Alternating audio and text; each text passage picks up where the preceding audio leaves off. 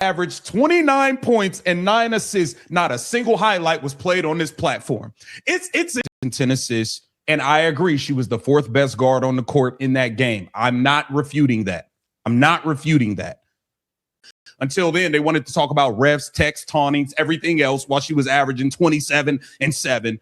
Career to go to schools where Kobe could be the man. Specifically so, Kobe wouldn't have the same fate that Joe, Kobe's dad, had in his career.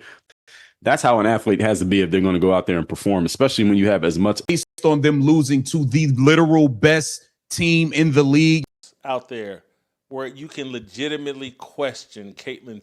Right out of the gate, Maurice pushes back hard on the idea that Iowa didn't prepare Clark for the 1BA, pointing out she carried real, nightly pressure to deliver for her team in a way some of her peers, like Paige Buchers at UConn, simply didn't have to. That's a fair, substantive basketball argument about roster construction and pressure, not just a hot take. On any of this, well, first of all, I agree with Virgil with what he said when it comes to being on the homeschool, quote unquote, not theoretically, but the metaphor of being homeschooled, because there are athletes out there who never had to get into a fight because everybody wants to be their friend. It's only when they get into a situation with someone who doesn't want to be their friend, they find out that just because everybody else left them alone doesn't mean that they're necessarily tough. Many school kids, they go to school, not homeschool, but they never face a real challenge. This is a preview. And here's the actual media criticism angle driving this whole segment. The claim that Fearless went an entire 10-show stretch, from mid-July into early August, without playing a single Caitlin Clark highlight while she was averaging 29 points and 9 assists a game. That's a specific, checkable claim about editorial choices, not just vibes. I'm trying to, hey, look, I see what they're doing here, but here's what's going to happen when they face the Minnesota Lynx. Here's what's going to happen when they face these upper echelon teams. I'm always trying to put you ahead of the conversation. Everybody, hey, let's look. She scored 45 points against some trash team. I'm trying to say, well, that 45 points is going to shrink down to 18, 19, and some turnovers and some forced three-pointers when she really... The 45-point, 10-assist double-double reference here is completely real. Clark set that mark on July 17th against Seattle, the first 40-10 game in 1BA history, and it's confirmed by ESPN, Yahoo, and the league's own site. If a real historic performance like that doesn't get discussed on a major sports debate show, that's a legitimate editorial choice worth questioning. Clark was up to something. I called him yesterday. He refused to answer my call. I knew he was up to no good. I knew it. That is gaslighting in the highest form, what you just did right there. That is mind-boggling how you just did that, man. I knew at some point today that you was going to go to Paige Buchers. I didn't know it was going to be your opening statement. No, Charles. Hey, remember, because this didn't make the show, because this was over the weekend. You know, when Caitlin Clark was scoring 32, Jason Whitlock texted chat. Oh, man, all of these free throws. It's the frustration about fan-signed discourse getting more airtime than a 32-point, 11-assist game is a real, specific media priorities complaint, and it's the kind of thing that's genuinely worth holding a national sports show accountable for, regardless of how you feel about Clark personally.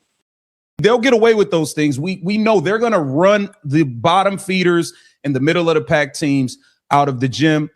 They have not been able to beat the upper echelon teams all year. We have said that. But what you have proved to me is that Caitlin Clark on the basketball court is never a story unless she doesn't play up to what you believe the standard is.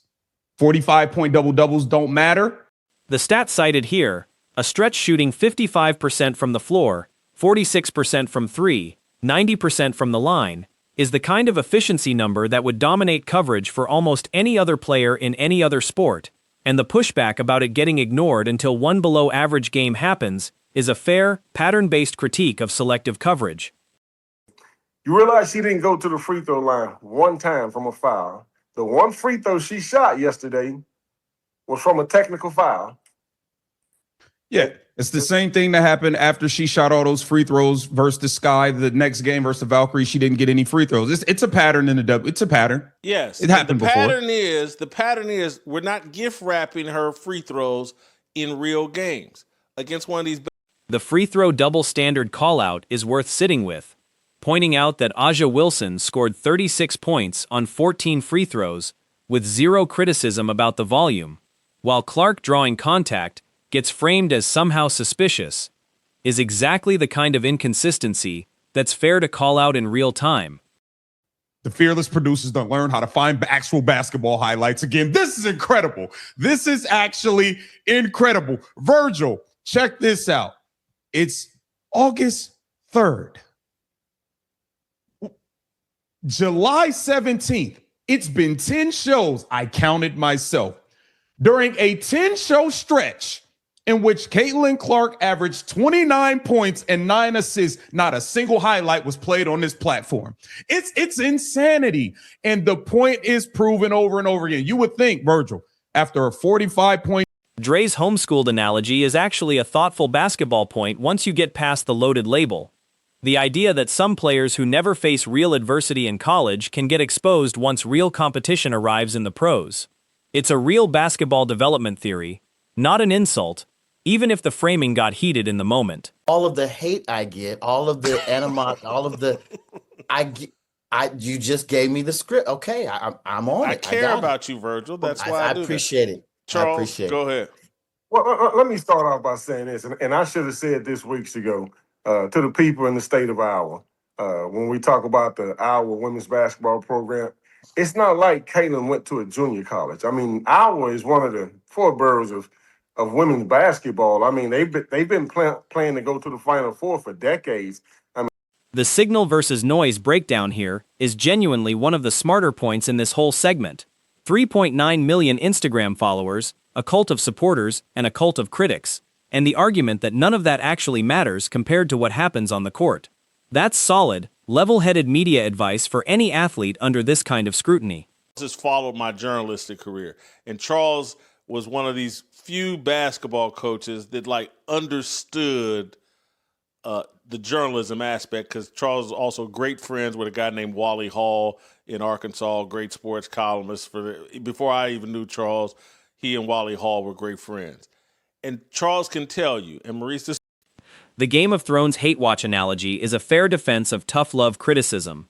The idea that pointing out flaws in something you genuinely care about isn't the same as hating it.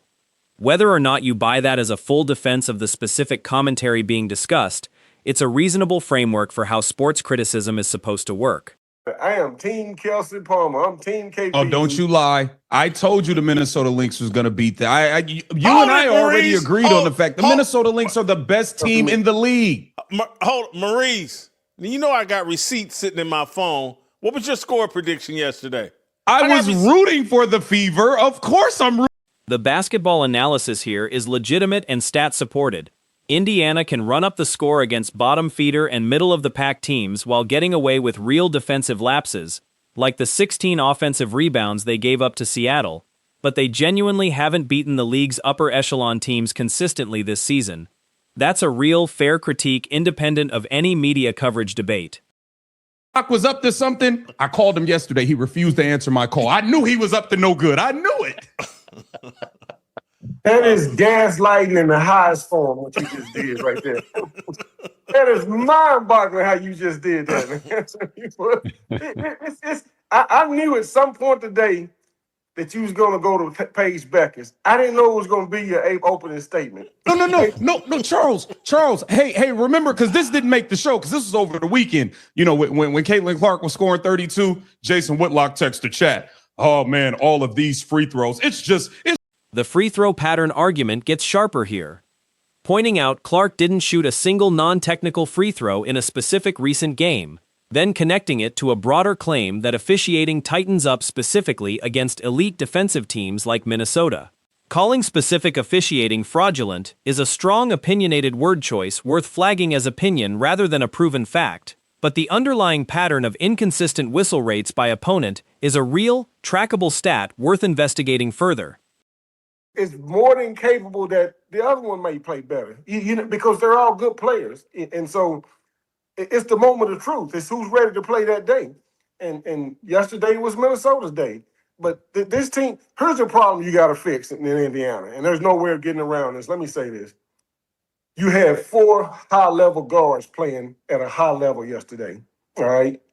And then in the moment of truth, or when the rubber... And the closing basketball breakdown is genuinely solid analysis, crediting Minnesota's ball screen defense, Cheryl Reeves' coaching, and real roster depth advantages, while still making the case that Indiana's top 3 talent can compete with anybody if everything clicks.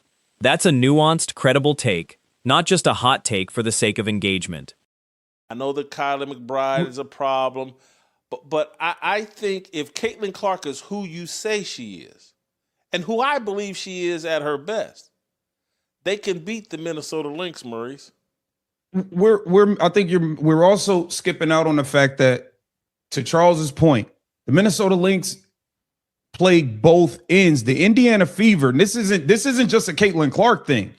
The ball screen defense, they don't know if they're blitzing. They don't, the big can't contain. I mean, Olivia Miles turned the corner, and I want to give Kelsey Mitchell credit, not just for the 37 points. I thought she worked really hard defending the ball.